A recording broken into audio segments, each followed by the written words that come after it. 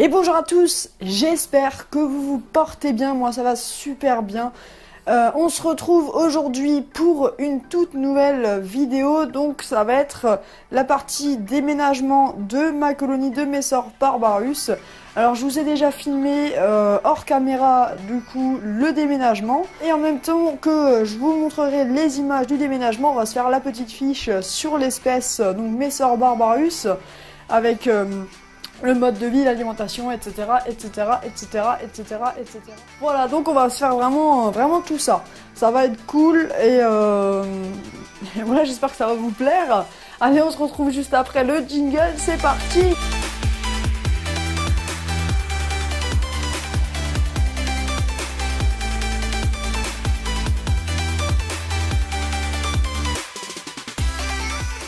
Alors au niveau du déménagement, j'ai un petit peu galéré à relier le tube, donc le tube où il y avait des fourmis dedans.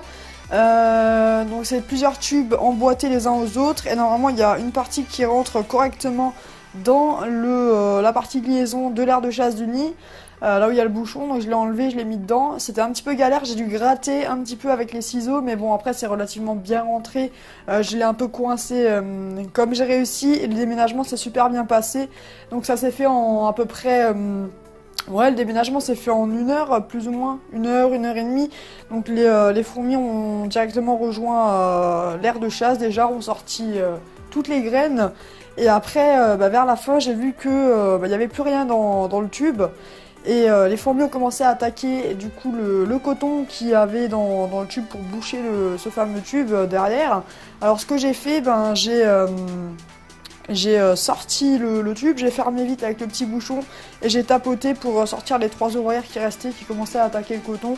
Voilà, du coup je les ai mis dans l'aire de chasse pour qu'il y ait vraiment tout le petit monde dedans. Et après j'ai tout refermé, j'ai mis le petit couvercle dessus et tout se passe super bien, hein, c'est nickel pour l'instant. Moi je suis super content. Faut savoir que j'ai eu que 2 ou 3 mortes, je crois, sur toute la colonie, et il y a énormément d'ouvrières, donc je suis vraiment content, hein. Franchement c'est vraiment top. Je suis relativement content de Microfaune, hein. Leur colonie elle est vraiment en bonne forme, elle bouge pas mal, elle est pas mal active, et ils ont déjà commencé à broyer pas mal de graines, hein. Actuellement ils m'ont mis pas mal de graines dans l'aire de chasse. Voilà, donc ce que on va se faire tout de suite, c'est qu'on va se passer les images du déménagement, et en même temps je vous fais la petite fiche espèce.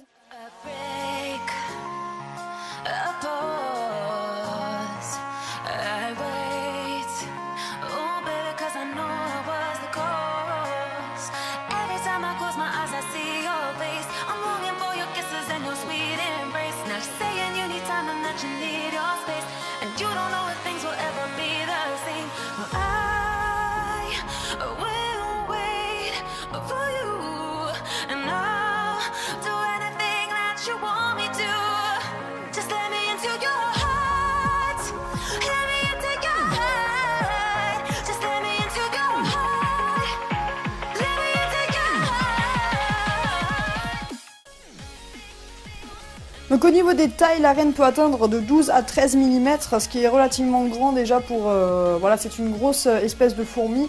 Évidemment, il existe des espèces bien plus grosses, enfin bien plus grosses entre guillemets, des espèces qui viennent d'autres pays qui peuvent atteindre des tailles, je suppose, plus grosses que ça. Mais en France, elles font partie des plus grosses espèces de fourmis qui s'y trouvent sur le territoire français. Ça veut rien dire ce que je dis, mais c'est pas grave.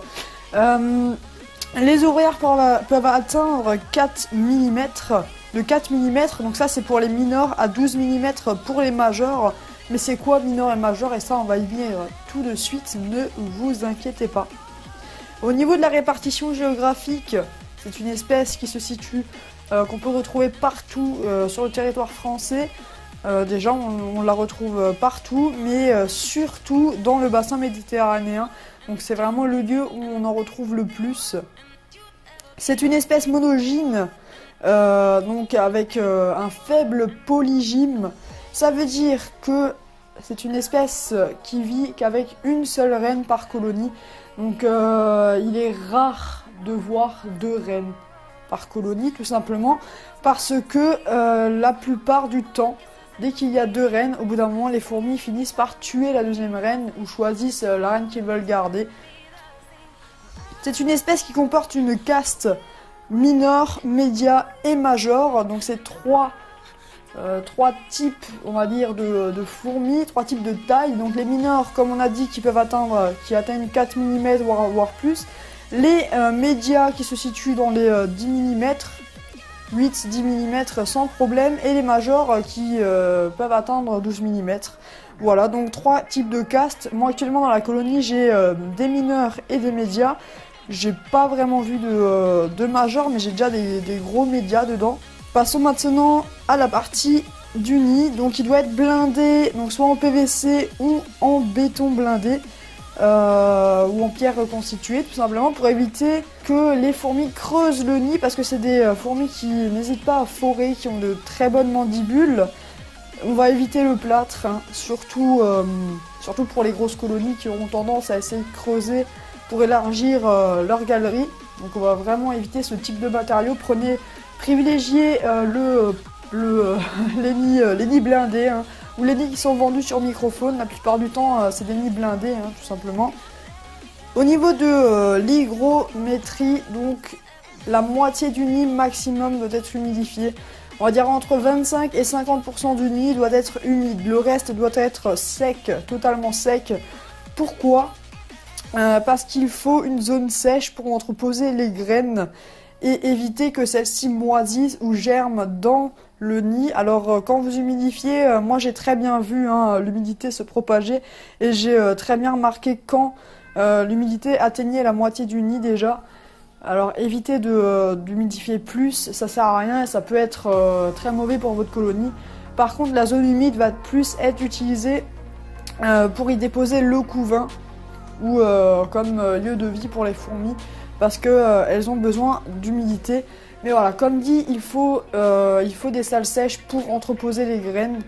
Et voilà, là actuellement j'ai peut-être même un petit peu trop humidifié chez moi, parce que la plupart des graines étaient encore stockées hier dans l'aire de chasse. Elles ont commencé à en rentrer quelques-unes, mais voilà, je vois pas mal de graines traîner dans l'aire de chasse, donc bon, je vais pas humidifier pendant une bonne semaine au moins, et je verrai déjà quand elles commenceront à rentrer les graines, et là je humidifierai un tout petit peu. Concernant l'hivernage des Messor barbarus, donc elle n'est pas obligatoire, mais elle reste conseillée, hein, les amis, elle reste conseillée. Donc si vous pouvez le faire, faites-le.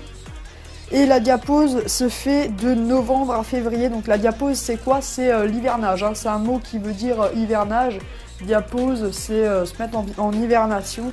De novembre à février, entre 8 et 15 degrés. Voilà, donc à savoir que, comme dit, c'est vraiment pas obligatoire, mais si vous pouvez le faire, c'est toujours mieux, faites-le, parce que dans la nature, y a une baisse de température, et si vous arrivez à reproduire ça chez vous, essayez de le faire. Si vous avez un petit frigo ou quelque chose pour pouvoir refroidir, par exemple un petit caisson ou autre à le mettre dedans, et gérer la température avec un thermostat, faites-le. Après, moi, je sais que moi, actuellement, j'ai pas la possibilité de le faire. On verra peut-être l'année prochaine, je sais pas si je le ferai ou pas. Pour l'instant, je pars du fait que mes espèces n'hivernent pas. C'est pour ça que j'ai pris mes Phéidales aussi au début, parce que c'est une espèce qui n'a normalement pas besoin d'hiverner. Et les Messor, c'est pas obligatoire, donc on va voir ce que ça va donner. Concernant l'alimentation de l'espèce, c'est une espèce qui est principalement granivore, donc qui se nourrit de graines. C'est l'alimentation principale, les graines, les graines, les graines. Et occasionnellement, donc je dis bien occasionnellement, on peut donner un petit insecte vivant, du jaune d'œuf, quelques gouttes de liquide sucré, même si voilà, l'alimentation principale reste des graines variées, diverses et variées. Donc voilà, ça sert à rien de donner tous les jours des insectes. Voilà, ça ne sert absolument à rien, donner des graines. Et vous n'avez pas besoin de plus. Si vous souhaitez, comme dit, donner un petit insecte mort et passer au préalable 48 à 72 heures au congélateur, vous le pouvez. Voilà, pourquoi le congélateur? Pour enlever les parasites. C'est une espèce qui transforme ensuite les graines en une sorte de pâte, en fait, en les broyant avec leur salive. Donc elles utilisent leur mandibule pour broyer les graines, et leur salive fabriquer une espèce de pâte. C'est comme si vous prenez, je sais pas, du blé, que vous l'écrasez et vous mettez quelques gouttes d'eau, ça va former une sorte de pâte. Ben, c'est exactement ce qu'elles font. Et ainsi, elles les prédigèrent. C'est prédigéré par la salive qu'elles émettent de leur mandibule, de leur bouche, pour pouvoir transformer ces graines en espèces de pâte. Donc c'est prédigéré, qui va permettre la distribution de la nourriture à toute la colonie. Donc il y a quelques fourmis qui vont s'occuper de ça, pendant que les autres vont faire autre chose. Et du coup, ces quelques fourmis vont pouvoir nourrir toute la colonie entière, grâce à cette fameuse pâte prédigérée. Voilà, donc les graines sont prêtes, il y a juste à être distribué un peu partout là où il faut, au couvain également. Voilà. C'est aussi une espèce qui ne fait pas de trophalaxie. La trophalaxie, c'est quoi? C'est quand une espèce omnivore, par exemple, va boire un liquide sucré, va rentrer dans le nid et va régurgiter, si on veut, ce qu'elle a avalé pour la distribuer aux autres fourmis. Ça veut dire que, par exemple, seulement 10 ouvrières sur 100 vont aller dans l'aire de chasse, vont récolter le liquide sucré et vont aller le régurgiter dans la colonie, dans le nid, pour pouvoir nourrir les autres ouvrières et le couvain et la reine. Là, cette espèce ne le fait pas, c'est pour ça qu'elle transforme les graines en espèces de pâte pour pouvoir la distribuer. Elles n'ont aucun autre moyen de partager la nourriture avec tout le monde. Et c'est une espèce qui n'a pas de jabot social, d'où le fait qu'elles ne peuvent pas régurgiter de nourriture. Concernant le maintien des Messor barbarus dans le nid en captivité, il faut essayer de maintenir, voilà, le mieux c'est de les maintenir entre 25 et 30 degrés. Mais c'est une espèce qui supporte sans problème une température ambiante, donc 20 degrés minimum. Et là dans ma pièce, j'ai actuellement 24, presque 25 degrés, donc c'est vraiment top. En sachant également que la plupart du temps ma colonie est, mon nid est posé sur au-dessus du point chaud du terrarium de ma bois. Donc la chaleur montant, etc. Je vous refais plus le petit speech que je vous fais d'habitude, je pense que vous le savez maintenant si vous regardez mes autres vidéos. Voilà, 25-30 degrés l'idéal et température ambiante avec 20 degrés grand minimum leur convient parfaitement. Faut aussi savoir que c'est une espèce qui est relativement sensible au stress. Donc les vibrations, faudrait vraiment éviter. Si vous placez votre nid, évitez de le déplacer toutes les 5 minutes. Évitez de faire trop de vibrations, ne collez pas votre nid à un mur. Voilà, plein de petits conseils qui peuvent éviter un stress important à la colonie. Concernant l'essaimage dans la nature, donc l'essaimage c'est quoi? En quelques mots, c'est la reproduction des fourmis, c'est quand les mâles ailés et les femelles ailées vont s'envoler de la colonie pour s'accoupler en l'air. Et du coup, ça s'effectue en automne. Donc voilà, si vous avez la chance de croiser un essaimage de fourmis, de Messor chez vous, n'hésitez pas à récolter 2-3 petites jeans, à les mettre chacun dans un tube pour faire une petite fournation, ça peut être vraiment cool. On peut totalement trouver cette espèce dans la nature sans problème lors des essaimages en automne. Et voilà, cette petite fiche espèce est terminée, donc c'était une petite mise au point de toutes les informations que j'ai pu rapidement trouver sur cette espèce et pour pouvoir vous la présenter également pour ceux qui ne connaissent pas. Évidemment, ceux qui font de la myrmécologie, la plupart du temps connaissent les Messor barbarus, ça reste une espèce très connue, très maintenue en captivité, et c'est une espèce qui est relativement simple à maintenir. Voilà, donc voilà, à eux je leur apprends rien. Faut aussi pas oublier d'humidifier, de placer un petit abreuvoir dans l'aire de chasse, avec quelques gouttes d'eau, un coton et quelques gouttes d'eau, ça peut pas leur faire de mal. Au contraire, elles ont besoin d'un petit peu d'eau pour pouvoir fabriquer leur salive et faire la pâte avec leurs graines.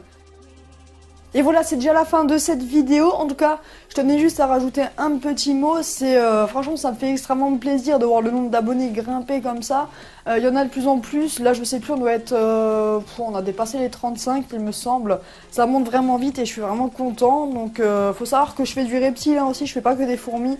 J'ai plusieurs serpents, donc Coleonatus radiata, Pituophis melanoleucus et boa constrictor imperator, enfin boa imperator maintenant. Voilà, il n'y aura pas que des vidéos fourmis, mais en tout cas là c'est cool du coup parce que j'ai une colonie de Phéidol et une colonie Messor.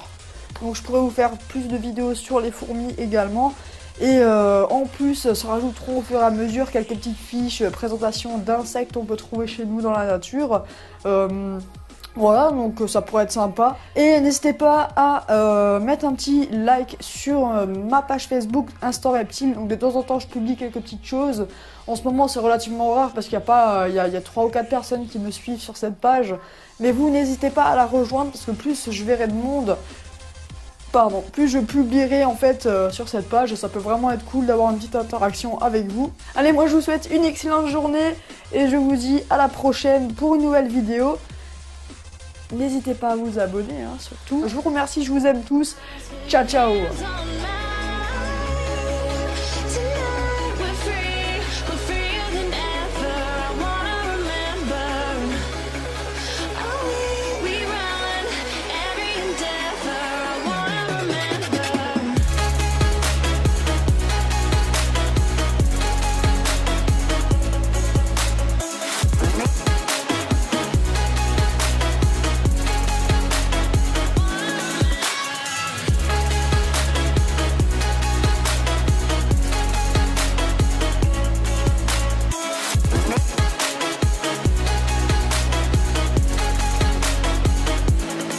Step on the land, I've got your hand, and now we're way down, fade out. No, was it your plan? Can't understand. I love the air.